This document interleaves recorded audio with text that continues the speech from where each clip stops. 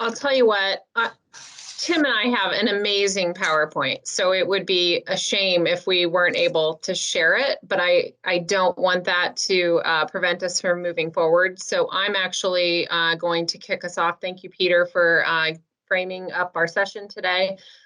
As he said, if you've got comments or questions for discussion, please post those in the chat. Those will also serve as our written record. So that we know what we need to return to should there be questions that we're unable to answer this evening. So we really want to get into starting with some background and why this is important.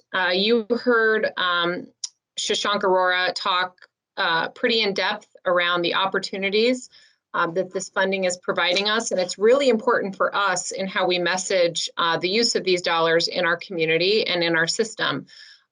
Specifically, this is not an ESSER plan. We are not working on a plan that is specific to ESSER dollars. What the ESSER dollars have provided us is the opportunity to take a 3-year plan that was informed by a lengthy process that Mr. Smith outlined.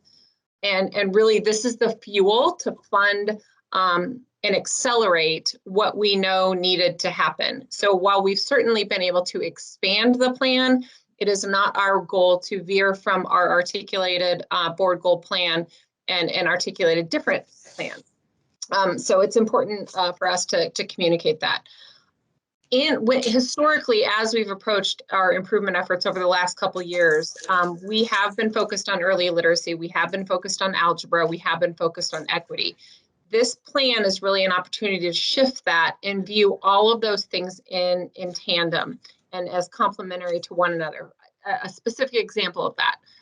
Historically, when we first started studying cultural proficiency and equity, we may have talked about bias, all of these things in isolation. And while that was certainly important for us to really unpack and learn, by contrast, now we are approaching it through the lever of access. So for example, what role does bias play as we see an over-identification of Black males in special ed programming, for example? So we're really taking what we've done in the past and applying it and making those connections to our academic programming via those levers. We also know that that these gaps existed well before COVID. COVID did not create these gaps. They just simply widened the gap in some cases, and certainly put a spotlight on inequities that existed long before COVID. Noelle, I think we're actually good to share now. Sweet. Okay, I just clicked back, so let me. Would you like to do that, or I can? I'm doing it right now. Okay. Thanks for your patience, everyone. I think we've arrived. My plan B was to put the presentation in the chat, but we don't need to do that.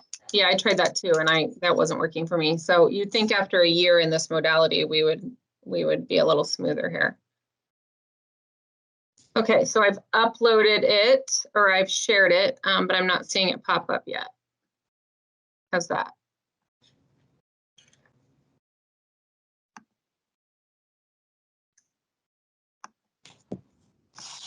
Noelle, do you want to send it to me, and I can play around and see if I can get it up, and you and Tim can continue to talk, and we can at least get some questions generated and everything. Yeah, it's showing for me. Is it not? No. Okay. It's not showing. No, not yet. I'll give it a try too, quick here, Peter. Okay. Yep. And if y'all can't do it, at least y'all can continue the conversation, and I can work on the back end. All right. You got it, Tim. There you go. All Is right, it in Tim, presentation mode or not? Not yep. quite. No. Yep. Not yet. How about? Come on. There you go. And I'm on slide 4, I believe. Okay. Well, just a quick run through. Here we are. There's the agenda. Should we start over, everybody? Just kidding. You want to be here, Noelle, right? Yeah. Yeah. Okay. So as obviously none of us have faced a global pandemic. And so there has been a lot of feverish research and guidance being released across the country to schools on how we tackle learning loss. One of the mindsets that we've adopted, and this is really due in large part to our equity work, is that this is about approaching a plan through the lens of acceleration and not remediation. And the reason for that is when we look at history of when we say phrases like meeting students where they are, it practically guarantees they'll lose more academic ground and get even less access to grade level work moving forward. So the students who are most negatively impacted by a remediation mindset are our most underserved students. So our students of color, students from low-income families, those with special needs, or those who are learning English. And so it's really important for us to stay disciplined to this mindset of how do we accelerate learning, certainly addressing gaps, but not falling into this pitfall of remediation and intervention. So it's our hope that while you'll see some of our strategies certainly focused on intervention, that is a reality. That is not where our priorities will live from a funding perspective moving forward. Next slide, please. So I'm going to provide you just a little bit of research and background on a national level. And the reason we're taking the time to do this is because it's really important for us that we make the link to why these levers of high quality curriculum and access in particular are levers designed to move our equity efforts forward. So if we look at national research, this is a surprise to a lot of people, particularly non-educators, but educational equity ensures that every child, regardless of their circumstances, comes to us and has access and receives high quality, grade level, standards aligned instruction, no matter where they are. So if we look at the national research, only 8% of students have access to college and career ready curriculum. So that would be in their K-12 experience that they are getting preparation for both college and or career should they choose either path. 13% are getting access to college ready curriculum.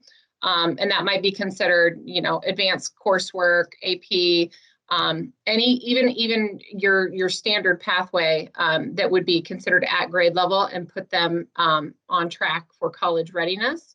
31% have access to career-ready curriculum, and so that might be via a career and technology pathway or other ways that we would say we're preparing them for a specialized area, but their options are somewhat more limited in that category. And then the most staggering statistic, and one that we actually have verified through our own evidence in Des Moines up until this point, is that 47% of students actually experience no cohesive curriculum. And to expect our teachers as an individual teacher to design a cohesive K-12 curriculum is an impossible ask. And so we have to find high quality resources that are available and research-based to help us do that. Go ahead, Tim.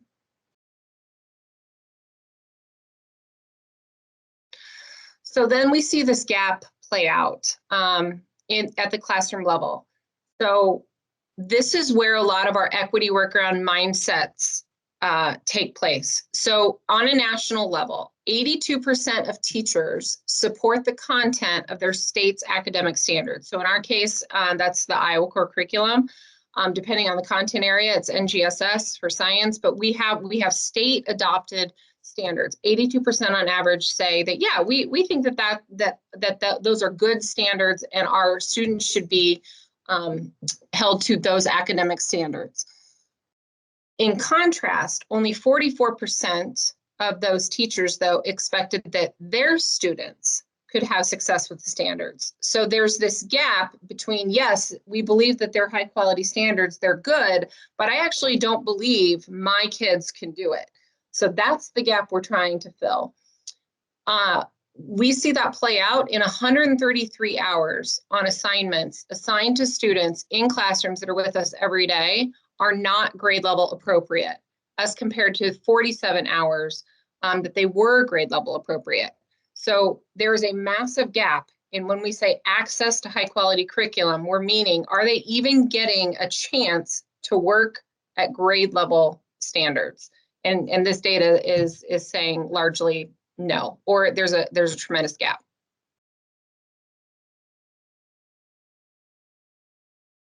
So then we take a look at these results, and it's even more pronounced by race, not surprisingly, but it still doesn't make this any easier to consume. So classrooms with mostly white students tended to have 54% more grade level assignments, access to what they should be doing for their intended grade level.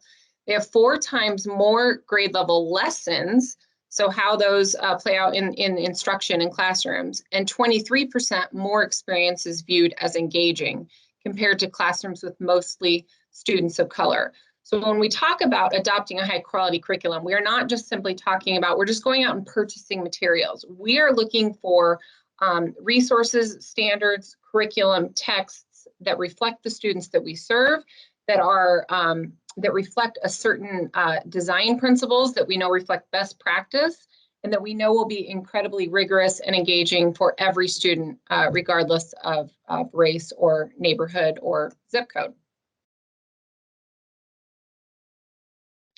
So then we think about how this plays out. I think you heard in the student video, one of the students talking about the importance of having a teacher that looks like him. We have been working on this. We haven't made nearly enough progress, and this is really a goal area that you're not going to see reflected in our plan, but it certainly is reflected in the plan owned by Human Resources that we all contribute to. So when at least 75% of the students in a classroom were Black or Latinx, only 35% of the teachers who did not share the student's race or ethnicity held high expectations.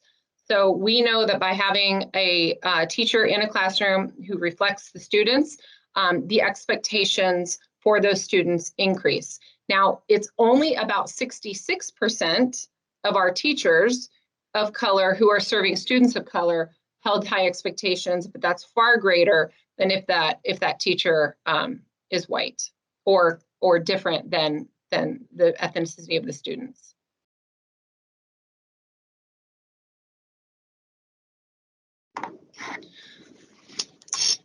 Thanks, Noelle.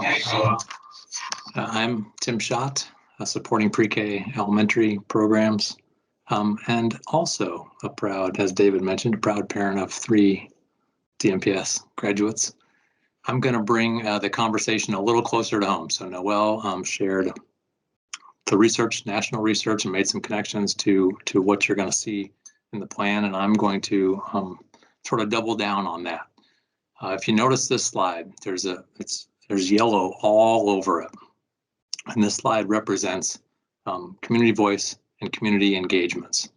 Matt actually did a lovely job of giving the timeline of these engagements, but I wanted to make some connections sort of intentionally today, because as we share the specifics of what we're proposing here, I want you to be able to make some connections to these explicitly.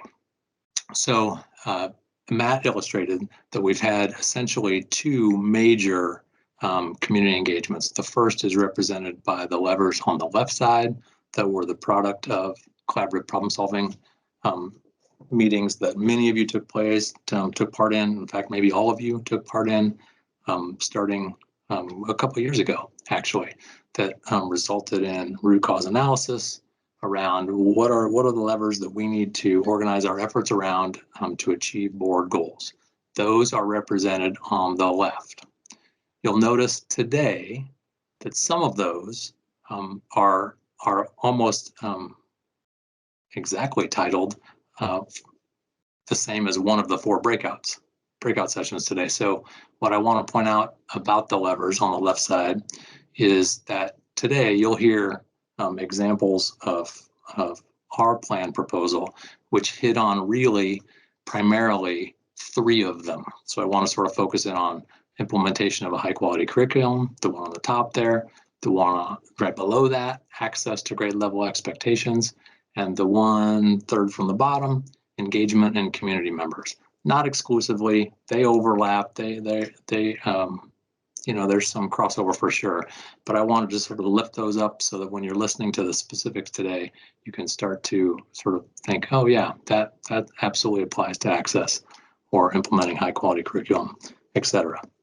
Then the information on the right is a very succinct sharing of the anti-racist town hall findings, which took place last summer, which were intended to answer the question, okay, if we know that we're trying to achieve these board goals, and we know that these are the levers that our community has prioritized, and we have done the root cause analysis to confirm, yep, these are the things that we need to improve as a system to achieve those goals.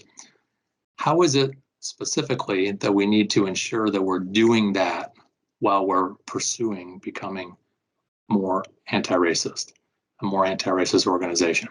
And out of those town halls came 4 findings, and you might be very familiar with all of them. Again, these are the very succinct version of them.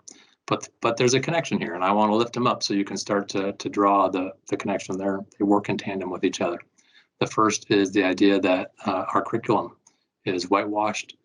It's also adult focused, and that's the same with the assessments that are related to the curriculum. And the curriculum, as Noelle mentioned, isn't just the materials. It's everything that goes into the experience that a student has engaging in learning. The second is actually a little bit of a combination that our staff, and Noelle lifted this up too, are not, our staff currently are not representative of our student population. And our staff of color expressly are not feeling as included, as welcomed, as supported as others. And that's the second finding. The third finding is that we don't consistently provide a welcoming and inclusive student experience and a student environment. The ability to talk about social justice issues, the ability to connect across difference. SROs in our environments were examples that fit in that finding. And then the last is essentially sort of the foundational finding, which the structures within our system perpetuate systemic racism. Structures meaning the decision-making structures, the policies, the protocols, the whose voice is prioritized. And all that actually perpetuates the status quo, which tells us all we have to do something. We have to be different. If we do what we've always done, we're going to get the exact same results. So that was an attempt to sort of ground community voice into how important that voice is, will continue to be in the specific plan proposals that we're going to share very next, I promise. And those are in 3 buckets. And I'm gonna do a little bit of a shishonk with you here in a minute, where the font's going to get kind of small. Not quite yet, but we're going to organize. I'm going to share the plan with you. This first go, I'm going to share it fairly briefly, and then we're going to double back and answer, as Peter mentioned, answer any questions about the specifics. But I'm going to share it sort of in 3 buckets: programming, curriculum and resources, and staffing. So in programming, our plan proposes investing in these additional accelerants, to use Noelle's term. So just to put a little bit of meat on each one of these, the idea of extending the school year is investing in a robusterized summer school experience for our students. We have a version of that happening this summer, but we need to continue that and expand upon it, and certainly focus our attention on specific students who have been underserved. The second, Shashank, I think, mentioned, which is expanding and creating a middle school virtual campus. The third is around preschool enrollment. Briefly, we have about 50% of our eligible students attend preschool in DMPS. And we know that our preschool experience has been widely successful, and it helps bring resources to students who need them. And so this idea of a preschool enrollment campaign is to work with community leaders and community partners to try to essentially change the paradigm around preschool in our city and attempt to have preschool or school starts at 4 be the mindset of our entire community. Then academic tutoring is an extension of the school day in another sort. So summer is an extension. Academic tutoring is another version of extending through investing in staff and also community partners to have academic tutoring outside of and beyond the student day and focused on specific student needs related to board goal attainment.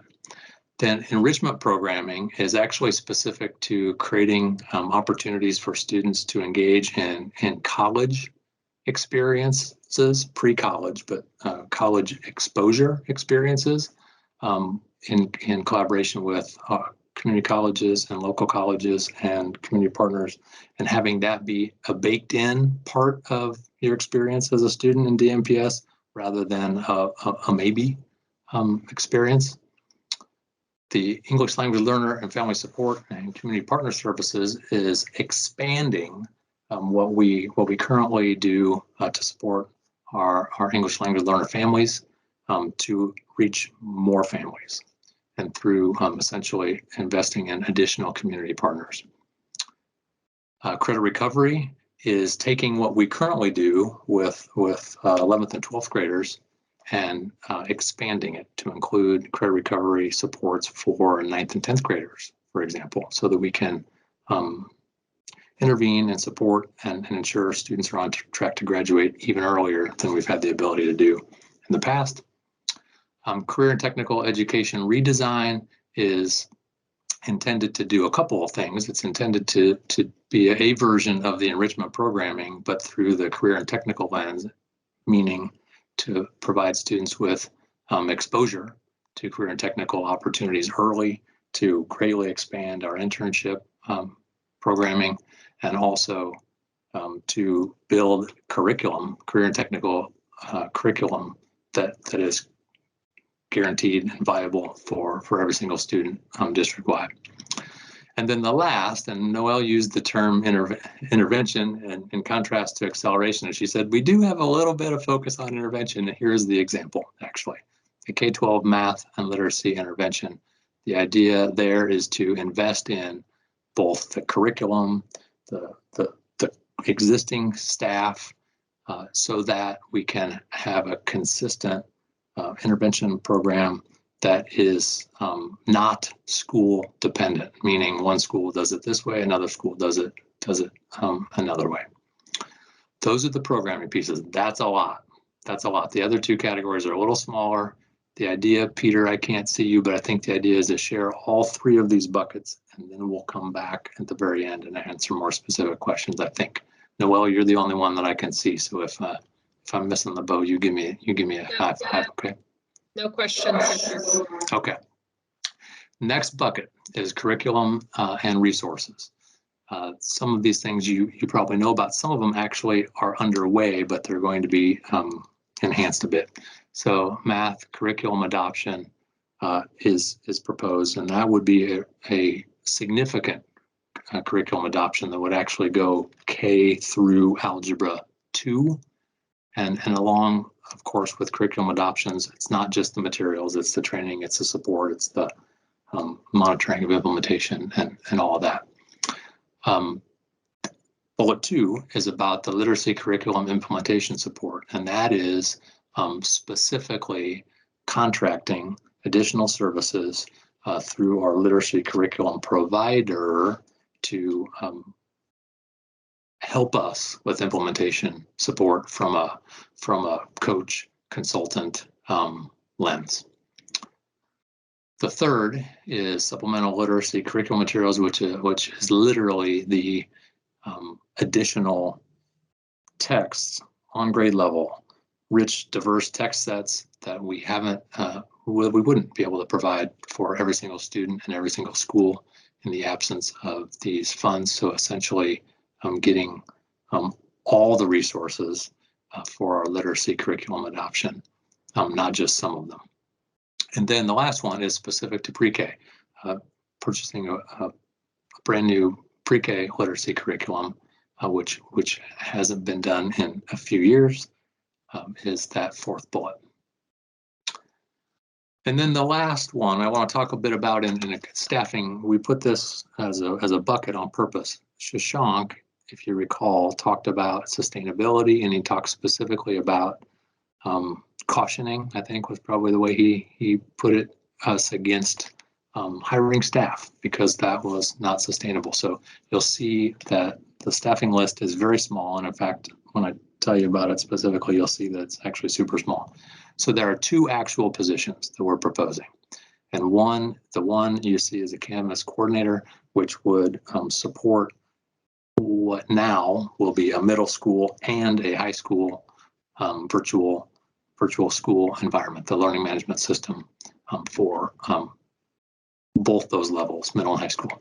And then the second one is a literacy coordinator for middle school, which we have not had a dedicated middle school literacy coordinator in the past, and the need to focus on literacy skills at the middle school level with students is becoming quite evident. So that is an investment there. And then the next two aren't actually people.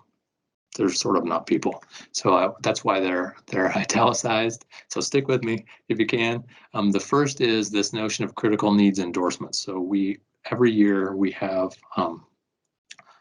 certain critical needs areas that we have a very hard time finding already endorsed staff for. So that the concept there is that we would actually support folks earning those endorsements, and we would help with the funding of that. We would partner with Drake and others to do that in a far more robust manner than we're currently able to do, to ensure that we have highly talented, highly skilled people in those critical needs areas. And the last one, which is italicized, which just says preschool, you're all probably aware that we have the legislature has made some progress to address the funding cliff in preschool. And what I mean by that is because preschool enrollment was down so much last year, the funding follows 1 year in arrear. And so it's attempted to be addressed in the state legislature, but it's possible that what will happen is that we'll have a regular, in fact, maybe more than regular, if our enrollment campaign makes some progress early, enrollment in preschool, and we would be understaffed essentially because of the prior year's funding. So this money is to ensure that we can fully staff preschool, even if the state doesn't allocate the funding that goes with the legislation that they've actually supported and worked on. So those are the three buckets and the specific ideas. I just have a couple more things. Noelle made mention of this, and I think Matt also did too. You all, as stakeholders, probably are wondering, well, what is the impact? What are we trying to achieve? And it's clear and simple, quite frankly. We're trying to achieve board goals, and here they are. You've seen them several times, I'm certain, but that is the impact. That is where we're headed. The energy is all about that. How are we going to monitor things? There's actually sort of two categories here. We're going to monitor implementation, and school leaders in the room know all about that through quarterly monitoring of levers and strategies that we're going to do. Schools are going to do it in their own shop through their own school improvement planning, and we're also organized at the district level to do those quarterly monitoring of the levers and the strategies as well. So that'll happen throughout the year on a quarterly basis, and then the impact is again explicitly tied to progress on board goals. And a tangible example of that is that we have new administrator standards and a new evaluation system for all of us administrators that will be for the first time tied explicitly to making progress on board goals. Okay, Peter,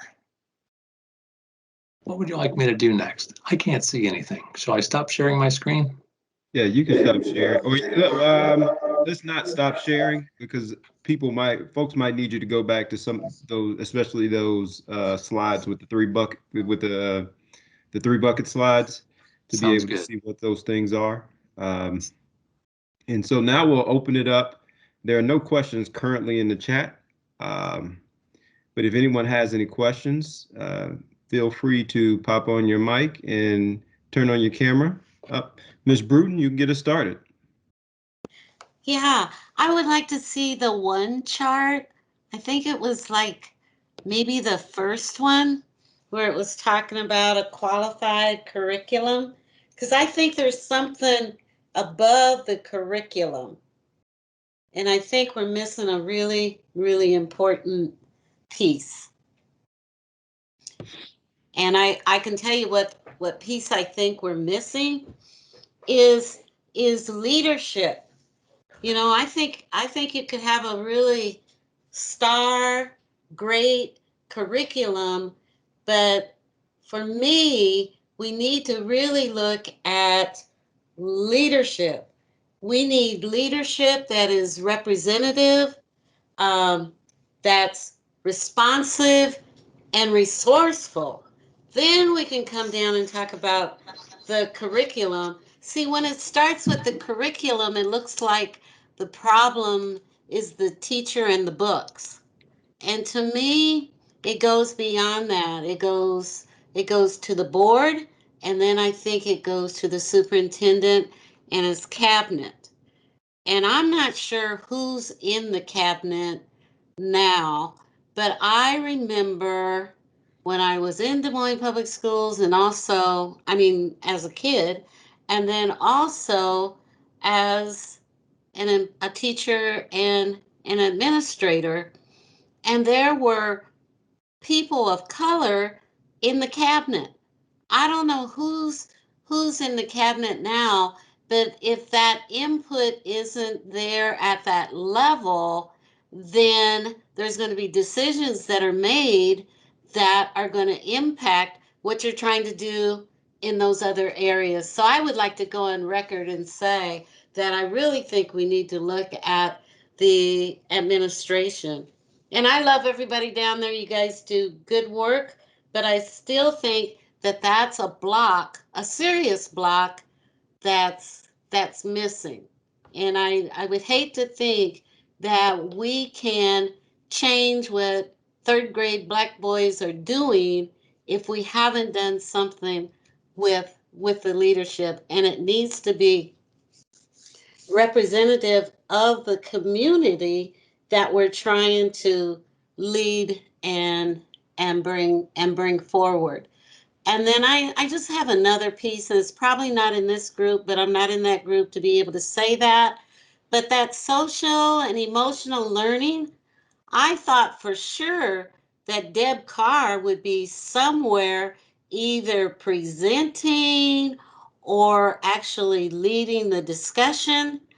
But she's our most qualified person in the community that knows social and emotional learning, and somehow she's not surfacing to the top as it should be. So those are my three things, but I certainly appreciate the invitation to come and share what I know. Thank you. Thank you, Ms. Bruton. Mr. Oliver, I saw your hand go up, and then we'll go to Mr. Tice's question in the chat. So, Mr. Oliver, go ahead. Hi. Yeah, I agree with Bobretta. I was wondering, because I saw that there were studies showing that students have a better sense of belonging and all that when they have students of color have a better sense of belonging when they have teachers who look like them. So I'm wondering if teachers also have that same feeling when they're seeing leaders who look like them as well, and then administrators and so on and so forth. I'm wondering, in what ways are we focusing on the unfinished learning of staff, and specifically district leaders? In the Leadership Institute, I know it was primarily focused on teachers and students, but I questioned, is that SEL work also being implemented for district leaders all the way up? Looking at the possible hires, I can't remember what slide it was. It was one of the last ones. I think there were like 4. I don't know what these do to close gaps in relation to board goals. I think they might help all students, but I don't know if they'll eliminate a need for the focus on Black males. So I'm worried that those gaps will remain with any of these. And then also, I'm wondering, are there ways we can improve teacher skills of being multilingual to meet students who are classified as ELL halfway? Are there endorsements? Is there any programming that we could do that way? Because students will come and go, but if staff can be supported in learning languages, maybe we can help students more that way.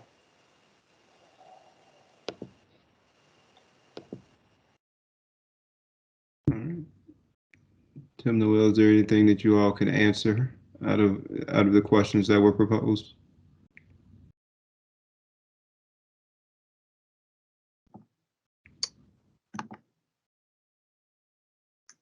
I know this, the diversity of staff is a critical area, and I know it's been talked about for quite some time.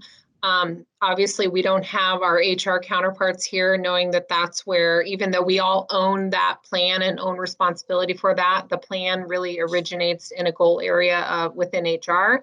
The only thing I can say, Ms. Bruton, in regard to your comment about cabinet, and we totally agree with you.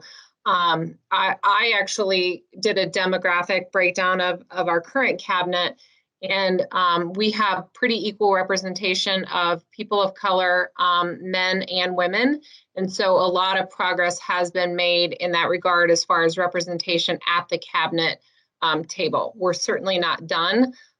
It's not representative of the district as a whole, but it is tangible progress. Thanks, Noel. And Mr. Titus's question was, what are we doing to explicitly and proactively address the lack of representative staff at all levels of the system? I think you just spoke to that.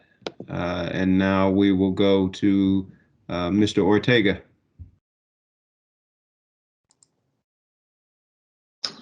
Thanks. One of the slides you talked about, oh, here it is, critical needs endorsements. We have programs currently where either through Drake or Grandview University, we offer ELL endorsements. Is there thought about expanding those so that we can get more staff members endorsed in that?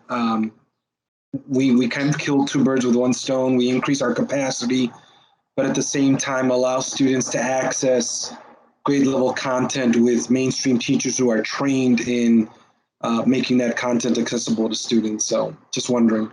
Thank you. Yes, Pablo, is the short answer. Agreed. And at this point in the planning, dollars have been allocated for that area, but it has not been determined exactly what endorsement areas will prioritize, all of that. So that's why this feedback is helpful. Good to know. Thanks. Yeah, Brandon, to your question, we're engaged in all of the same learning that our school leaders are engaged in, even and then some. And so it's been a focus of our cabinet meetings throughout this year, equity and SEL. We've all been part of the same SEL trainings that school-based leaders and school staff have been through. So we're committed to not asking anything of the field that we're not willing to do ourselves. and agree that it's a critical component of any plan focused on leadership first, and not expecting, something of our teachers that we're not expecting of ourselves. All right, now we're going to turn it over to Mr. Hanna.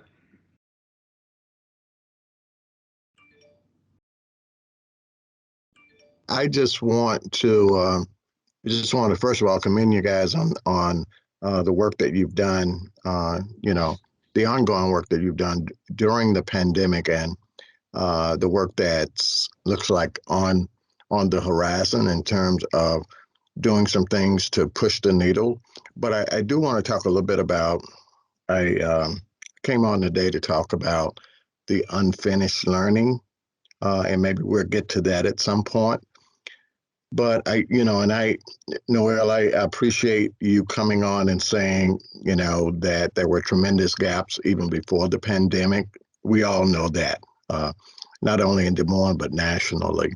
But I'm really concerned about probably the wins or the successes that we had to have experienced for students and families during the pandemic. There was a lot of, negative information being spread about, virtual learning and hybrid learning and going back and forth.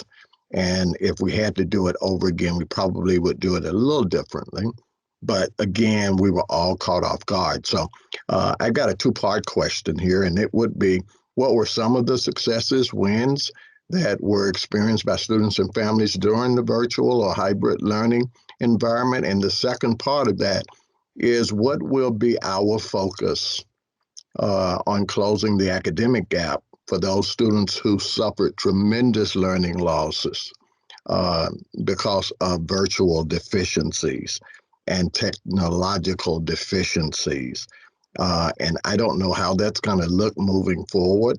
I'm just thinking that probably we will have some kids that will not come back, and we will have some kids that will return. So with that being said, I will be quiet, but there were tremendous learning losses that took place, and I don't think that's a secret to any of us. So what is our plan moving forward to at least try to close that and prepare ourselves a little bit better technologically, or prepare ourselves better with helping those that are underserved and traditionally have struggled with the technology piece? Okay.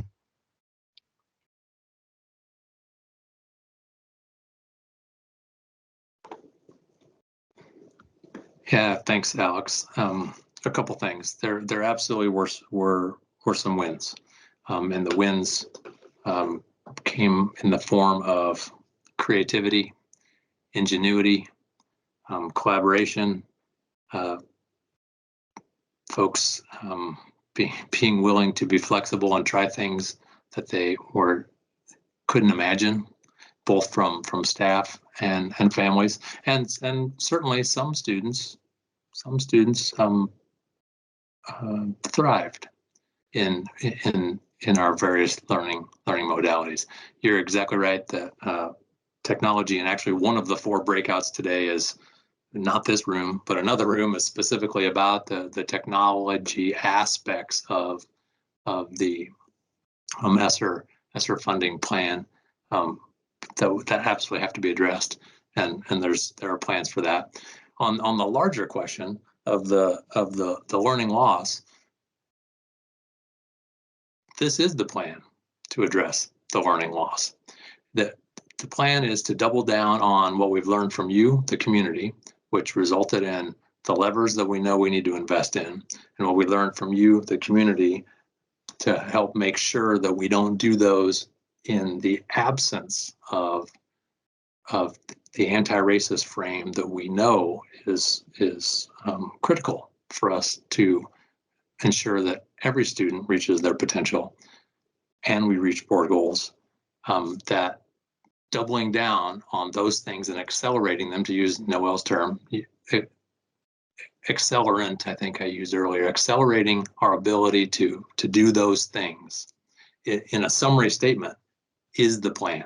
There are a couple things that are brand new, clearly, that we outlined earlier, but the major portion of the plan is essentially to double down in many respects on some things that we were not able to do as thoroughly as we wanted to, or as in a way to support specific resource and opportunity gaps that our system has perpetuated, over the years. Noelle, I don't know if you want to add to that.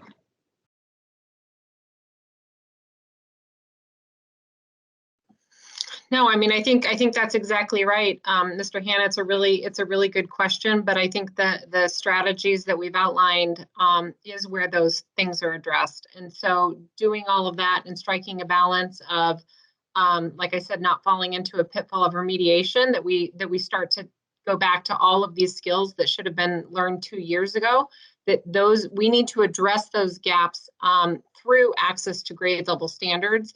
And that's going to take more time, more support, more funding, but not take our eye off of where kids should be and where they need to be. I've seen for years intervention play out where kids never get access to grade level. They're just constantly in this cycle of low expectations. And that's where our equity work comes in. That's where our anti-racist conversations come in. That's where conversations around bias come in, all of that.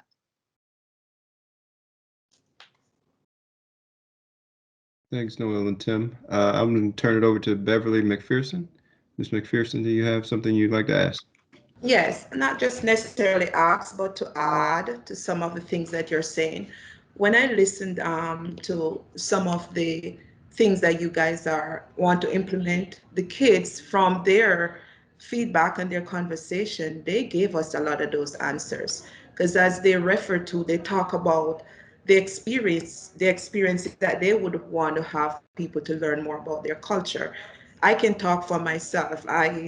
I was born in Jamaica, and how many people know about my culture? And I'm an educator in the Des Moines Public Schools. So how do we know about the staff culture? We have many staff from different countries that are here that can enrich all of what we already have. So those are things that we can implement. We all hear the kids talk about the elective, the curriculum. How are we going to present that to them? How are we going to, get them to understand that those things are available? Like we just recently created those history curriculum that are electives that are there for them. So there are things out there already that we can bridge those gaps that you're talking about. But we can't just sweep them under the rug. We have to remember the things that the kids say, those are the answers. So just dig deep and bridge those solutions to bring those to the table. And I just, for the board goals also, I don't want you guys to forget the the girls of colors. We always focus a lot on the males, but they are also experiencing a lot of things. So we also have to not forget them so that we can balance this out. And that's what I wanted to contribute. Thank you so much for sharing that. I'm going to go to the chat, and then Heather, I will get to you after I get to the couple questions in the chat. Steve shared, he finds himself wondering, how did we get to where we weren't getting to high standards access prior to COVID? What pitfalls did we fall into, and how do we prevent those from happening again? How do these new positions help us avoid these missteps? How will we know those positions are a good investment? How do we know if a district position leads to positive results for students in buildings? Not opposed to anything being said, just wanted to share what I'm processing as I take it all in.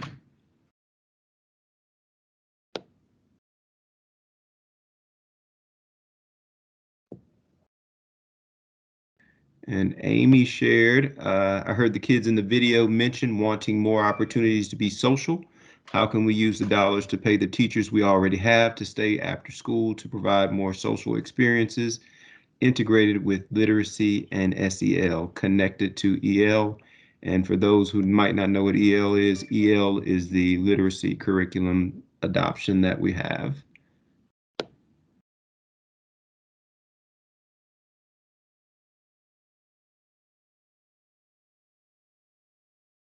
Mr. Oliver has another question about it's great learning happening with the staff, specifically school district leaders. How long will students and staff of color need to wait for our staff and district leaders to have a deeper understanding of equity, which will improve student outcomes? Will staff and district leaders be held accountable if learning is not taking place?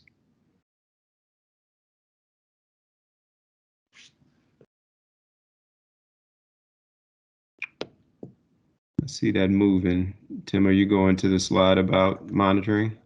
Yeah, I was just gonna, for the last part of Brandon's question, which, I can't address completely, but there are aspects in place, Brandon, to monitor and hold, I think, accountability. I can't see, now I can. There are two major aspects of it. The idea of how we've reorganized ourselves at district office to be able to support schools and deploy resources differently depending on how our support is landing, to change what we're doing to be better supports to schools. And then, as I mentioned earlier, but just sort of double down on it, the performance review for district admin, which will be brand new, and district admin on the call will learn more about that in a couple of weeks, but is intentionally designed for the first time to explicitly, which it had not done before, to explicitly connect to outcomes for all of us, for all admin, me included. So that's maybe part of an answer. Noel, I don't know if you want to add to that. Yeah, I mean, I think it's a start. We've also, people are lifting up in the chat such critically important things that we know, like participation activities, social emotional learning, connection to cultural identity. All of those things, we totally agree. You're not going to see that in this presentation because this is intended to address just the instructional side or the learning loss side, but we completely agree, and that's why those levers are all intended. That's why we're calling them levers. We need to move all of those if we are to achieve board goals. We're not going to achieve board goals through adoption of curriculum alone. We're not going to achieve board goals through hiring of diverse staff alone. We are not going to achieve board goals just by focusing on social emotional learning. It's the combination of all of those, including actual metrics for accountability and monitoring to get that done, that's our best chance. And so that was the downside of presenting in these small groups, is because we're only looking at one aspect of the plan, but we believe the power of the plan is in the combination of strategies. And so the things that you're lifting up are so critically important, and we agree with you. Just know that you're not seeing it in this one because of our narrow focus on learning gaps. And Heather, we'll turn it over to you. Thank you, Peter. I have a question about the programming slide. I saw a lot about extended learning when addressing unfinished learning. Was there any discussion about how funds could be used to support a change in the structure for the school day for both staff and students that could address unfinished learning, as opposed to things that are after school, summer school, and tutoring? I'm thinking along the lines of things like 12 years ago, we had a really great Smaller Learning Communities grant in Des Moines Public Schools. And at the time I worked at Roosevelt High School, and we developed grade level teams and had collaborative team time, shared a group of, say, 200 students amongst 4 core area teachers. We're able to engage parents so much more at the high school level. Saw a lot of successes around that structure. I'm just wondering about things along those lines that may help us get at unfinished learning. Heather, we would love for you to submit some of those ideas in writing, because that hasn't been part of the discussion, but it doesn't mean that it shouldn't be or can't be. Because I agree with you, thinking creatively about those structures of how do we reorganize ourselves that may not even cost any more money. It's just a change in how we do business. So we would love to capture those ideas formally. Great. When I'm off vacation, Noelle, I'll send you an email. Thanks.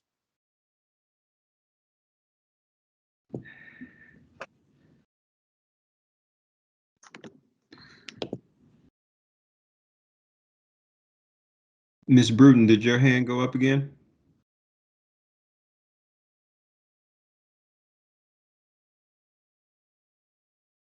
Okay. Not sure if she's still with us. Ms. Lord? I was saying that I would hope that some of the money could be used to create some cohort groups. In Des Moines schools, we have quite a few people that have not finished their degrees, but they could make excellent teachers and a great teacher pool for us if we use some of that money to help them finish their degree, whether they're teachers of color or some of the community coordinators that I think are in some of the schools, and use that money to enhance that and lift those folks up. And then finally, I would say, do not forget about the faith-based community. They can be helpful as well as parents. Because I remember, Noelle, when we used to do the workshops at Corinthian, and we would have parents and the children together. So as the curriculum was changing, the math was changing, the STEM was changing, and we even did a writing one, and the parents really liked that, but then the grant ran out or whatever. But I think while we have the money for a couple of 2-3 years, faith-based communities could be very helpful in getting people back on track. Thank you. That's it for me. Ms. Lord? Hi, going on the preschool enrollment campaign, do we have any more information regarding that? When we think about closing the gaps and trying to be proactive, preschool is one of the most critical ways that we can do that. The more students we get in preschool and as they move into our elementary schools, then we can, that gap can be closed right there in preschool, where they're getting some of that learning done. So what are we doing for that preschool enrollment campaign, and how can we look at some creative solutions to getting more students into preschool? Yeah, Renita, and so it hasn't started yet. Many of these things haven't started yet, and that is a crystal clear example. The intention is to do exactly what you said for exactly those reasons, and to engage not only community partners, but some outside leadership to work with us to develop that campaign. And certainly you'll need to be engaged in next steps as well, and everyone will. So it's an idea that has I can't tell you the specifics about the preschool enrollment campaign yet, other than everything you said about its importance is why it's on the list.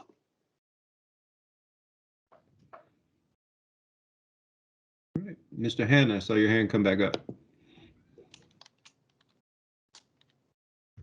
Yes, and I'm going to be done after this. I'll be like Dr. Bruton. I'll be done after this. Hey, I did want, and Peter, we talked earlier in the summer, and appreciate you meeting with our Ed committee. But I wanted to talk a little bit about, I know the district has done a tremendous amount of work on educational equity, and I see the push forward, and I see you guys still trying to move the needle, albeit some things you can control and some things you can't control. I really wish we could look a little bit outside of the arena in terms of HR to try to get other teachers, instructors, people of color involved in Des Moines Public School. Wonderful, wonderful district. But my question and my concern right now would be in the area of critical race theory. And I know that you guys have put into place, and I'd love to get my hands on the curriculum that's going to be taught for the Black History or African American Studies or whatever you're calling that, and Chicana Studies as well. I really would like to get my hands on that.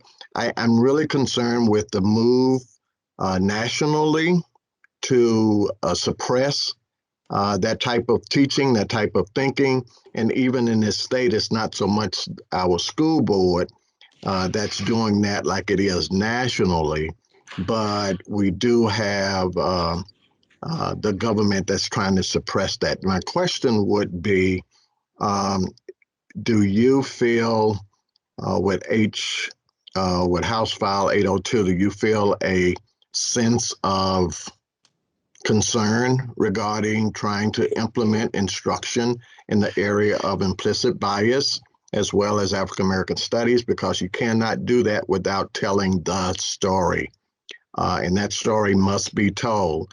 But according to that file, the House file, and according to the suppression of what's going on right now, they don't want that story to be told. So what's that thought process, Noel, or whomever, in terms of when you roll out are you calling it Black History, African American Studies? Is that an elective, or what's the thought process on meeting that House File 802 with the instructional piece?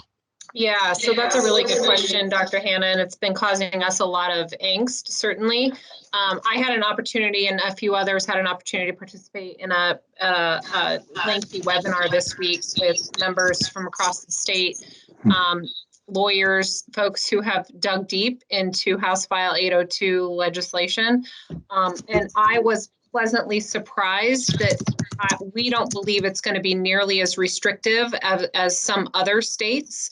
And so essentially we believe, now I need to go back and work with our coordinators to do a thorough vetting of our curriculum, because our new adopted curriculum intentionally addresses social justice issues. But it seems as if we can and should continue to teach accurate history and to teach for a social justice lens, but we have to do so without casting blame. And so I think it's nuanced in how we talk about it, but it doesn't change the fact that we are going to talk about it. And so that's really what we're digging into right now. Thank you. Appreciate it. I'm done. Thank you for the question. You bet. Thanks, guys, for the work that you're doing. Yeah. Ms. Shipley, and then I'll go to the chat after Ms. Shipley.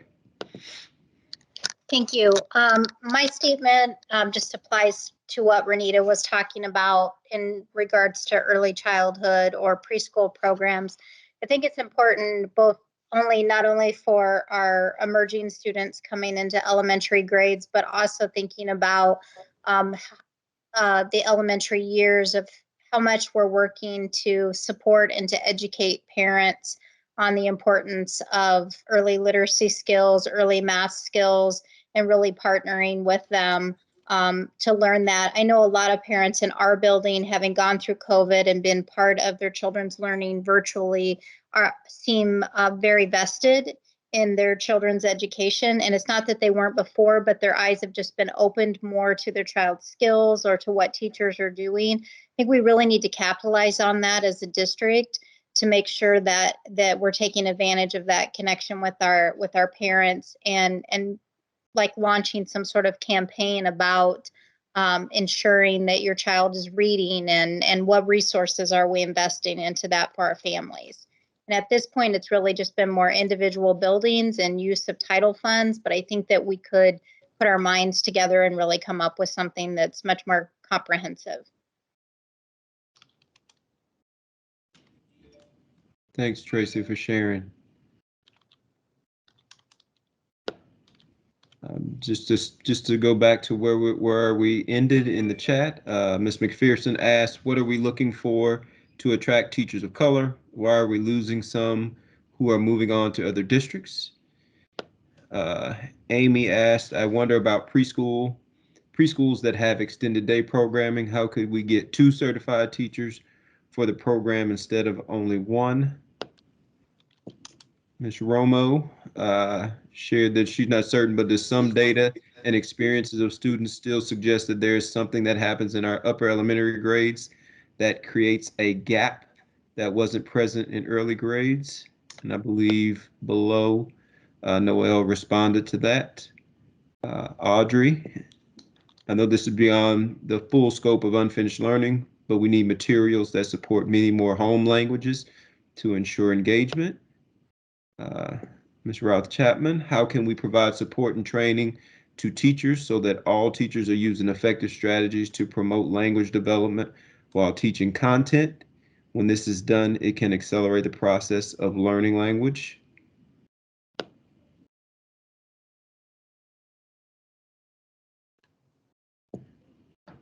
Ms. Bruton again lifted up what she shared on the mic with us. Mr. Shea Paul is not saying forget about high schools, but I don't get excited. But I do get excited to think about the long-term impact if we are strategic about being proactive and not just reactive to short-term learning loss.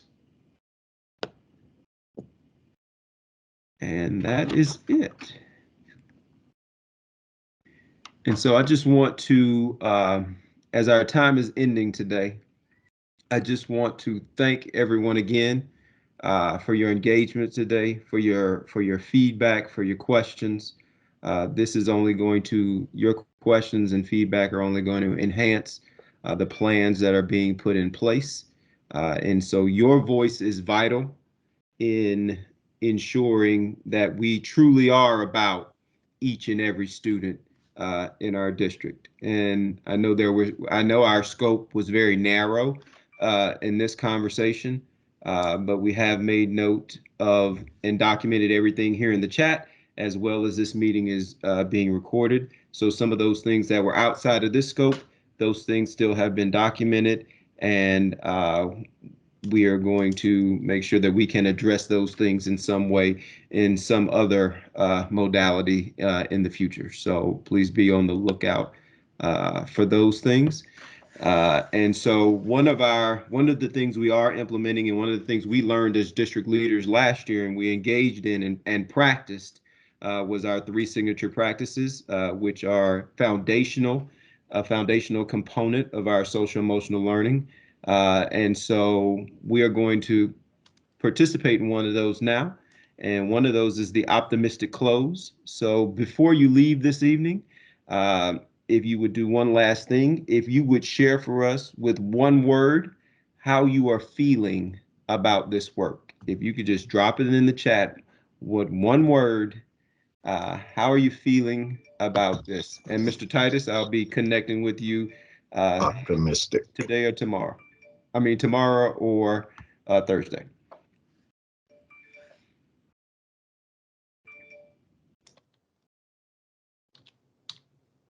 Have a great evening, everyone.